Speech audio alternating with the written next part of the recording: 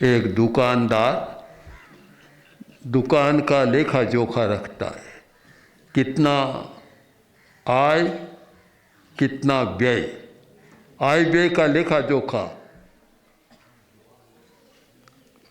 एक घर का मालिक भी घर का आय व्यय का भी लेखा जोखा रखता है कि इस महीने में कितना खर्च हुआ और एक दिन में कितना खर्च हुआ।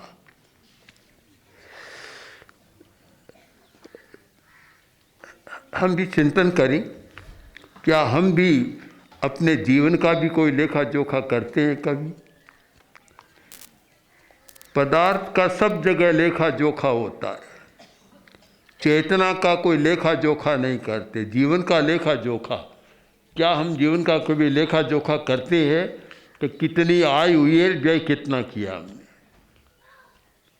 आय और व्यय एक सिद्धांत है, सब जगह लागू होता है।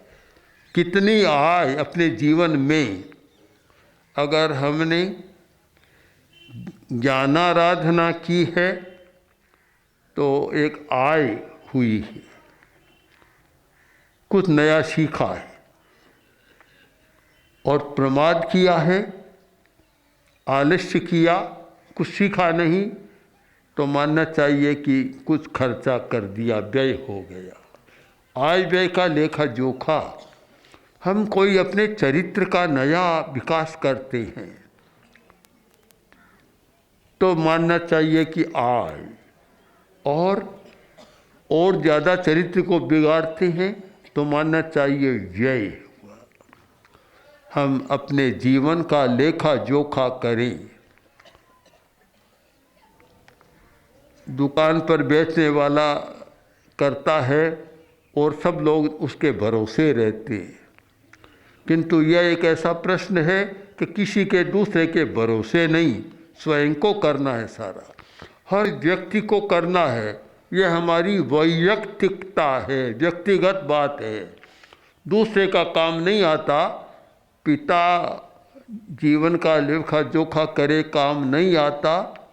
पुत्र करे तो पिता के काम नहीं आता।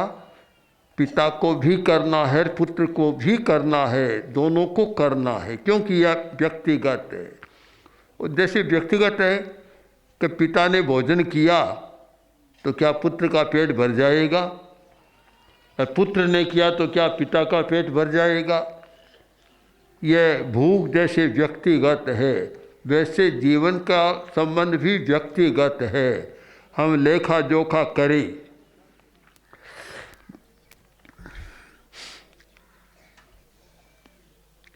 एक प्रश्न पूछ लेता हूँ, उत्तर अभी नहीं, अपने आप में दे। प्रश्न एक है कि आपको एक दिन में गुस्सा कितनी बार आता है?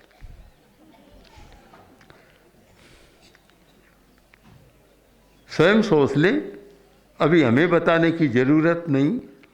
अगर आपके पास कॉपी हो, डायरी हो तो नोट करें, आज के दिन से नोट करें और एक वर्ष बाद डायरी को पूरा देख लें, लेखा जोखा कर लें। आज 16 तारीख है और पोष दिनांक के साथ 16 जनवरी है। हाँ, 16 जनवरी है और महीना पौष का है, पौष शुक्ला अष्टमी है। अगला जब पौष शुक्ला अष्टमी का दिन आए तब उस डायरी को फिर से पूरा पढ़ लें कि मैंने अष्टमी के दिन कितने बार गुस्सा दिन में किया, नवमी के दिन कितनी बार किया, और फिर अगले वर्ष की आए तब उस दिन मैंने, अगले वर्ष की जब ये आए पौष की, तब मैंने कितनी बार किया, पहले दिन कितनी बार किया, दूसरे दिन कितनी बार किया। मनुष्य का स्वभाव है। उत्तराध्ययन सूत्र का एक संकेत मिल रहा है, अभिक्षण को ही भवई। मनुष्य की प्रकृति एक बार बार क्रोधी बनता है। बार बार का अर्थ एक तो यह होता है कि महीने में 2, 4, 10 बार क्रोधी बनता है। एक ये होता है कि दिन में कई बार बनता है, दिन में 5-10 बार क्रोध कर लेता है। ऐसे लोगों को देखा है, सुना है कि दिन में कई बार क्रोधी बन जाती है और कितनी बार मूड दिन में बिगड़ जाता है। किसी को बात करनी हो तो पहले देख ले अभी मूड कैसा है। मूड अच्छा है तो बात करें, मूड खराब है तो बात करने का मतलब नहीं। तो क्रोध कितनी बार आता है?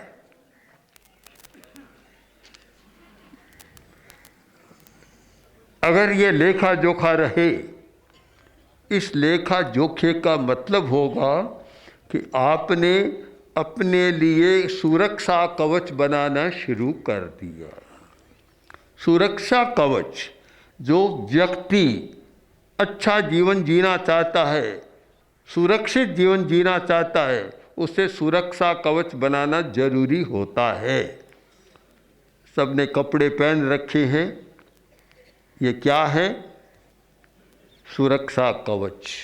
सर्दी से बचाता है और गर्मी से भी बचाता है कपड़ा, आंधी से भी बचाता है, सुरक्षा, शरीर की सुरक्षा करता है।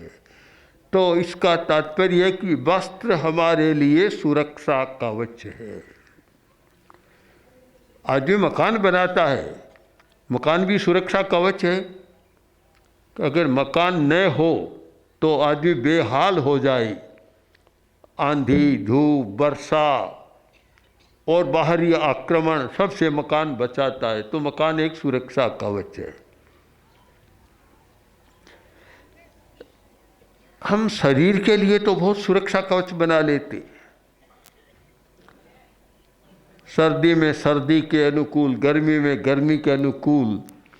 सर्दी में गर्म खाओ, गर्मी में ठंडा खाओ, सब शरीर की सुरक्षा के कवच ही हैं ये सर। पर हमारा प्रश्न है कि मन के लिए सुरक्षा कवच बनाते हैं या नहीं बनाते हैं? हमारी भावना के लिए आप सुरक्षा कवच बनाया या नहीं बनाया? क्षमा दो है, एक क्रोध और एक क्षमा। क्रोध एक पक्ष है तो क्षमा उसका प्रतिपक्ष है। क्रोध उत्तेजना पैदा करता है तो क्षमा शांत कर देता है। अग्नि पर पानी का छींटा है, अग्नि शांत होती है, या दूध के उफान पर पानी का छींटा है, शांत होता है। तो दोनों है, उफान भी है और पानी का छींटा भी है, दोनों चलते हैं। क्रोध एक उफान है, उत्तेजना है, और क्षमा जल है जो उसको शांत कर देती है, अग्नि को बुझा देती है। तो क्षमा सुरक्षा कवच बन जाता है। क्रोध बीमारी पैदा करता है और क्षमा बीमारी को मिटा देती है। बहुत लोग जानते ही नहीं हैं, कुछ लोग जानते हैं कि क्रोध से भी बड़ी बड़ी बीमारियां पैदा होती है। जितनी बार क्रोध करो उतनी बार बीमारी आती है, जीवनी शक्ति कमजोर बनती है। और क्षमा सुरक्षा कवच। चिकित्सा शास्त्र में एक शब्द चलता है, एंटीबॉडी। एंटीबॉडी का निर्माण करें। एक एंटीबॉडी चाहिए। आदमी स्वस्थ कब रहता है कि जिसने एंटीबॉडी का निर्माण कर लिया वह स्वस्थ रहता है। एंटीबॉडी हमारा सुरक्षा कवच है। यह क्षमा हमारा सुरक्षा कवच एंटीबॉडी है। अगर क्षमा की आपने ये एक दूसरी बॉडी बना ली सुरक्षा करने वाली, तो क्षमा आपके लिए सुरक्षा कवच बन गया। बहुत जरूरी है सुरक्षा कवच। कोई व्यक्ति मंत्र की साधना करता है, स्मशान में जाकर बैठा है, मंत्र की साधना कर रहा है, और किसी प्रेत आत्मा की साधना, भूत की प्रेत की साधना कर रहा है, सुरक्षा कवच नहीं बनाता, तो इसका मतलब है कि जो आत्मा है भूत प्रेत की वह उसको मार डालेगी। इसलिए मांत्रिक सबसे पहले अपनी सुरक्षा के लिए सुरक्षा कवच बनाता है, और उस सुरक्षा कवच में कोई भी अनिष्ट आत्मा प्रवेश नहीं कर सकती, उसका बिगाड़ नहीं कर सकती। सामने खड़ी है आत्मा, पर वह कुछ बिगाड़ नहीं सकती उसका, क्योंकि उसने सुरक्षा कवच बना लिया। इस सुरक्षा कवच का एक नाम है अभिभव कायोत्सर्ग। कायोत्सर्ग दो प्रकार का होता है, एक चेष्टा कायोत्सर्ग और एक अभिभव कायोत्सर्ग। शरीर की क्रिया को शिथिल करने के लिए कायोत्सर्ग किया जाता है, वह चेष्टा कायोत्सर्ग है, यानी प्रवृत्ति के बाद निवृत्ति का कायोत्सर्ग है। अभिभव कायोत्सर्ग किसी समस्या से बचने के लिए, कठिनाई से बचने के लिए अपनी सुरक्षा का निर्माण करना है, वह है अभिभव कायोत्सर्ग। वह कायोत्सर्ग एक सुरक्षा कवच है। प्राय लोग सुबह सुबह उठते हैं और जप करते हैं, कोई अपने हिसाब से करते हैं। कृष्ण को मानने वाला कृष्ण का करते हैं, राम का करते हैं, कोई हनुमान का करते हैं, और वीतराग को मानने वाले महावीर का करते हैं। ओम भिक्षु, आचार्य भिक्षु का बहुत लोग करते हैं। अलग अलग है, कोई एक नियम नहीं, जिसकी जैसी जहाँ आस्था श्रद्धा है उसका जप करते हैं। सुबह सुबह करते हैं। सुबह सुबह क्यों करते हैं? बहुत लोग पहले नाश्ता नहीं करते, रोटी नहीं खाते, सबसे पहले जप करते हैं, और नींद से उठते ही सबसे पहले हाथ देखते हैं। हाथ, ये कहा गया कि कराग्रे बस्ती लक्ष्मी, हाथ के अग्रभाग में लक्ष्मी रहती है, ये धारणा है। हाथ का दर्शन करते हैं, मंगल भावना करते हैं, इसलिए कि पूरा दिन मंगलमय बीते। ये सुरक्षा कवच है, अमंगल से बचाने के लिए सुरक्षा कवच है, इसलिए सब लोग करते हैं। किंतु साथ में ये ध्यान दें कि एक सुरक्षा कवच आपको बचाएगा, किंतु दूसरा सुरक्षा कवच और चाहिए। इष्ट देव का जप किया जाए तो ठीक है, पर इष्ट देव का अनुसरण नहीं किया तो इष्ट देव भी बचाएगा नहीं। वह भी होना चाहिए, जो इष्ट देव ने कहा वह नहीं करें तो फिर वह जप कैसे बचाएगा। इसीलिए आचार्य हेमचंद्र ने बहुत सुंदर एक मार्गदर्शन दिया। आचार्य हेमचंद्र महान विद्या के सागर और बड़े शक्तिशाली आचार्य जैन परंपरा में हुए हैं। उन्होंने मार्गदर्शन दिया और कहा कि वीतराग सपर्यात तवज्ञा पालनम परम। वीतराग महावीर को संबोधित कर कह रही है कि प्रभो, आपकी हम पूजा करें, अर्चा करें, उससे भी अधिक अच्छा है हम आपकी आज्ञा का अनुसरण करें। आपने जो निर्देश दिए हैं उनका पालन करें। आपने जो मार्ग बतलाया उस मार्ग पर चलें, यह ज़्यादा अच्छा है, उससे उत्कृष्ट है ये। क्यों? तो अज्ञाराधा विरद्धा च भवाय च शिवाय च भवाय च। अगर मैं आपकी आज्ञा की आराधना करता हूँ, आपने जो रास्ता बताया उस रास्ते पर चलता हूँ, तो मेरे कल्याण के लिए होगा, मंगल के लिए होगा। और मैं आपकी आज्ञा का उल्लंघन करता हूँ, उसकी विराधना करता हूँ, तो वह फिर मंगल के लिए नहीं होगा। इसलिए आचार्य ने भावना की कि मैं आपकी आज्ञा की आराधना करूं, पूजा करूं या न करूं अपनी इच्छा की बात है, आज्ञा की आराधना जरूर करना है। आप प्रत्येक धर्म को देखें, हर धर्म में कुछ न कुछ आज्ञाएं दी गई। ईसाई धर्म को देखें तो 10 कमांडमेंट्स, उनके 10 आज्ञाएं, मुख्य आज्ञाएं हैं। इस्लाम में भी 5 मुख्य हैं,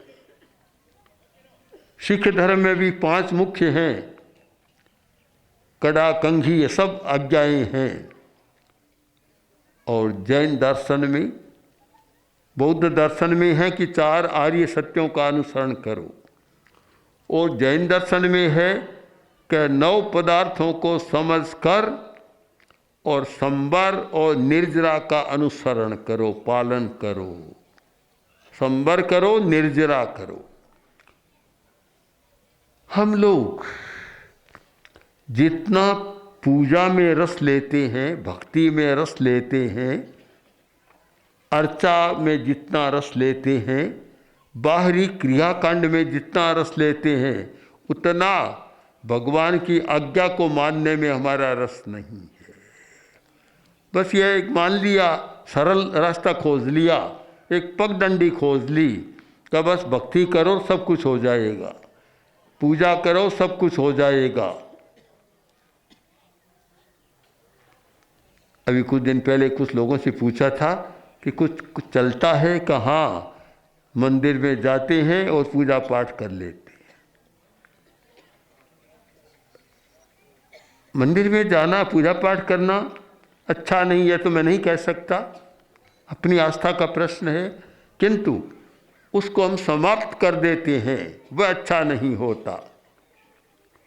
साधुओं के स्थान में गए, सामायिक किया और छुट्टी हो गई, यह भी सही नहीं है।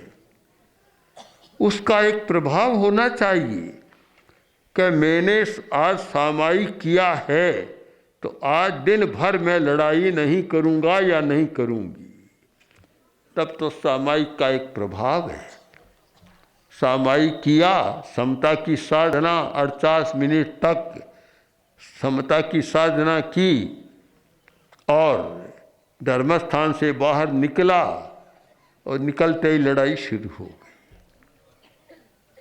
तो फिर हमने धर्म के मर्म को नहीं पकड़ा, मर्म की बात समझ में नहीं आई। और जब तक मर्म की बात समझ में नहीं आती है, आदमी का कार्य पूरा नहीं होता। आयुर्वेद के आचार्यों ने हमारे शरीर में मर्म बतलाई है, मर्म, और वे मर्म सैकड़ों की संख्या में है, 5-10 नहीं, सैकड़ों की संख्या में मर्मस्थान है। और वे मर्मस्थान हमारे जीवन का संकेत दे रहे हैं कि किस मर्म को छू और कौन सी शक्ति तुम्हारी प्रकट होगी। सुना है, पढ़ा है कि जापानी लोगों ने भी मर्मों की खोज की है, और आयुर्वेद के आचार्यों ने तो 150 के लगभग बतलाए, जापानियों ने 700 मर्मों की खोज कर ली। हमारे शरीर में इतने मर्मस्थल है और वहाँ चेतना की विशेष क्रिया होती है। जब मर्म का ज्ञान हो जाए, क्रोध करने का भी मर्म हमारे शरीर में है और क्षमा करने का मर्म भी हमारे शरीर में है। मस्तिष्क में सारे कोष्ठक बने हुए हैं, एक अवयव को एक न्यूरॉन का इधर इधर कनेक्शन तोड़ा और क्रोध आना बंद हो जाएगा, और एक मर्म को थोड़ा उत्तेजित किया, क्रोध भयंकर हो जाएगा।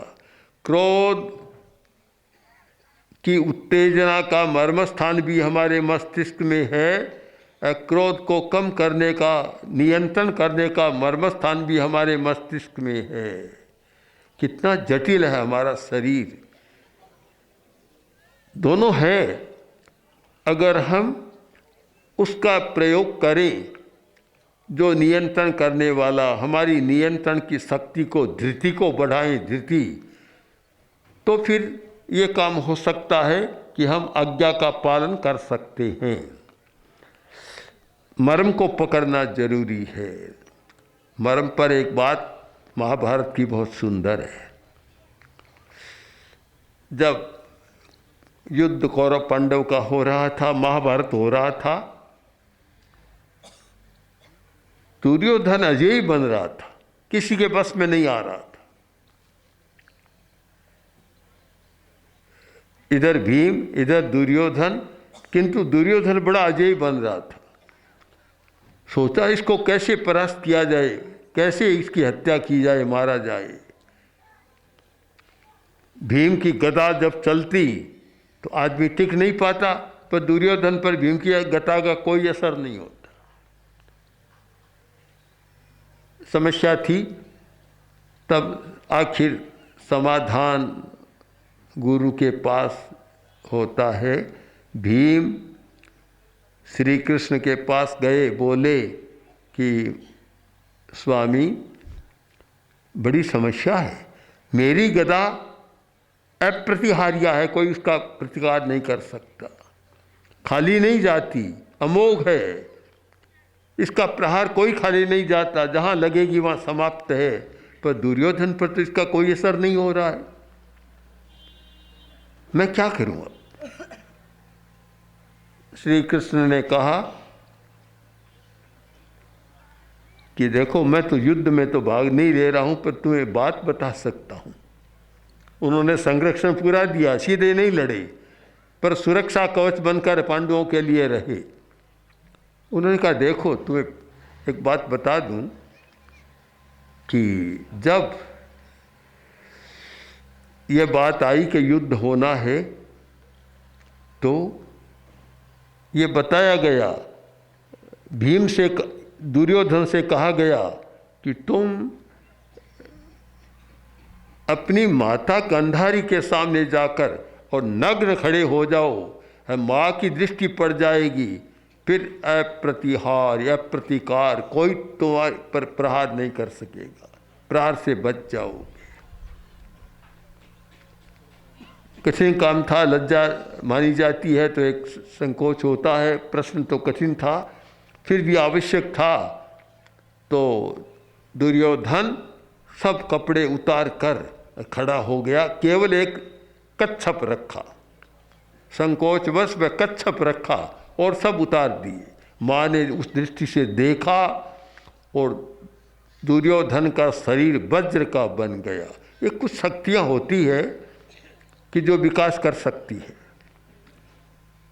तो अब वज्र का बन गया, अब दुर्योधन के शरीर पर कोई प्रहार करे कोई असर नहीं होगा, चाहे गदा का करे, शस्त्र का करे। और प्राचीन काल में एक ऐसी विद्या रही है कि जिसकी साधना कर ले या कुछ मंत्र भी रहे हैं तो बाहर का शस्त्र का उस पर कोई प्रभाव नहीं होता। योग की साधना भी रही है। गोरक्षनाथ ने, गुरु गोरक्षनाथ ने उसकी साधना की थी, तो उनका शरीर ऐसा बन गया कि हाथ सामने है, तलवार करो, कुछ भी करो, वह कोई असर नहीं, काटो, कटेगा नहीं, असर नहीं होगा। तो ये प्राचीन विद्याएं रही है। तो श्री कृष्ण ने कहा कि देखो भीम, तुम कितना ही गदा का प्रहार करो, कोई असर होने वाला नहीं है। केवल एक स्थान वह ऐसा है जहाँ माँ की दृष्टि न पड़ी, अगर उस पर प्रहार हो तो दुर्योधन मर जाएगा। अब मरम पकड़ में आ गया। जब मरम पकड़ में आता है तो काम बन जाता है। अब दुर्योधन सामने था, भीम गदा का प्रहार उसी स्थान पर किया जो मर्म था, दुर्योधन समाप्त। हम मर्म को पकड़ लें। मर्म क्या है, धर्म का भी मर्म क्या है, हम मर्म को पकड़ लें। मर्म को पकड़े बिना प्रहार करते रहें, दुर्योधन का कोई बिगड़ने वाला नहीं है, बुराइयों का कोई बिगड़ने का कुछ नहीं है, बुराइयां बनी रहेगी। अगर बुराइयों पर प्रहार करना है तो पहले उसके मर्म को पकड़ें, मर्म को समझ लें कि कहाँ प्रहार करने से बुराई मिटती है। इस बात को पकड़ ले तो वह है हमारे मस्तिष्कीय परिवर्तन, मस्तिष्कीय प्रशिक्षण और प्रतिपक्ष का आसेवन। यह मर्म की बात है कि प्रतिपक्ष का सेवन करो। क्रोध का प्रतिपक्ष है क्षमा, उपशम। मान का प्रतिपक्ष है मृदुता, माया का प्रतिपक्ष है सरलता और लोभ का प्रतिपक्ष है संतोष। अगर हम क्षमा, मृदुता, विनम्रता, सरलता और संतोष की आराधना करें, यह भगवत आराधना है। भगवत आराधना का मतलब क्या? अरहत की आराधना का अर्थ क्या है? तीर्थंकर या वीतराग की पूजा का अर्थ क्या है? यही तो है कि जब हम क्षमा करते हैं तो तीर्थंकर की आराधना करते हैं, उनकी आज्ञा की आराधना करते हैं। जब हम विनम्र व्यवहार करते हैं तो तीर्थंकर की आज्ञा की आराधना करते हैं। जब हम सरलता और संतोष का व्यवहार करते हैं तो तीर्थंकर की आज्ञा की आराधना करते हैं। और जब हम क्रोध, अहंकार, उद्दंडता,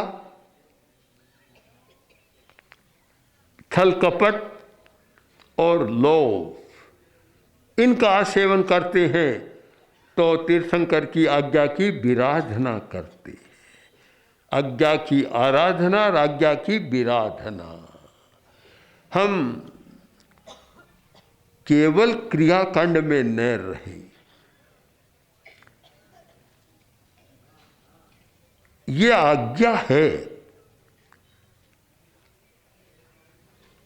तपस्या करना और काम करना, पूजा पाठ करना, ये तो साधन है, साधन है। हमारा लक्ष्य है क्षमा का विकास, वह विकास करना।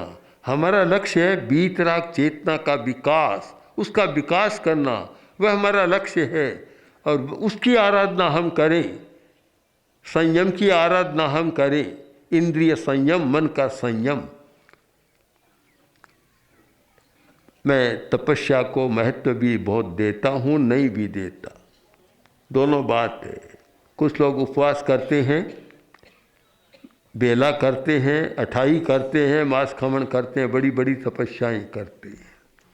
अगर कोई मुझे पूछे कि उसका क्या महत्व है,